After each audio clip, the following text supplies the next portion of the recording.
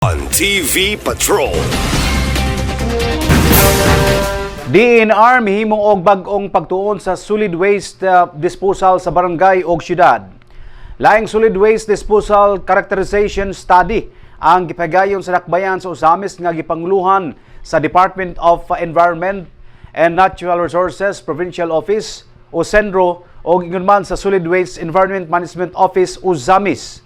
Gipasabot ni Environmental Monitoring Officer Jenica Claire M. Pirico nga ang maong nga pagtuon mulungtad og 5 ka adlaw diin kini nga aktibidad gipartisiparan sa mga barangay official sa 51 ka barangay. Tumong nini nga masukod sa buhatan kung pila na ang volume sa mga basura nga mapagawa sa usa ka household matag adlaw og sa tibuok barangay.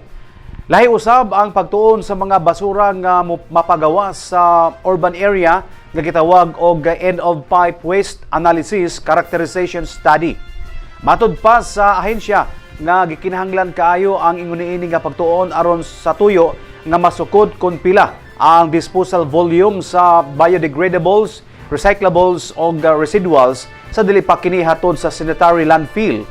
Ang makuhang pagtuon niini mao na kini ang basihan sa subring pagamugnaong 10-year solid waste management plan partikular sa dakbayan sa Usamis din ang miaging 10-year solid waste management plan hapit nang matapos. Ang gina-expect ginato nga moanhi is tanan jud siya nga barangay. Dili pwede na naay isa ka barangay nga kulang kay kinahanglanon man ginato ang data tanan nga barangay, sir. Especially sa ilang population, kung pila ka buok na muyo kay para ma-identify na mo kung pila di ay ka kilo nga basura ang mag-generate mismo ana nga barangay. So mo ang kinahanglan mo ang participation sa mga barangay.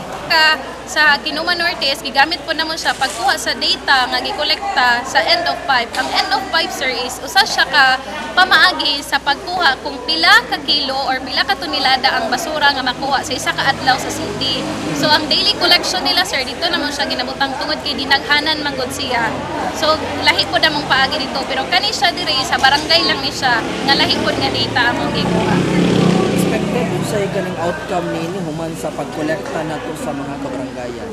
Expected, sir, na makakuha gid mi og data nga exact gid bitaw kay para di ba na may establishment diri sa sanitary landfill. So ma-adjust na nato unsa man day kinahanglanon pa nato nga himuon ibutang sa sanitary landfill pinaagi sa data nga atong makuha diri, sir, para ma-improve po nato ang Usamis para mas mo asenso pa dyan.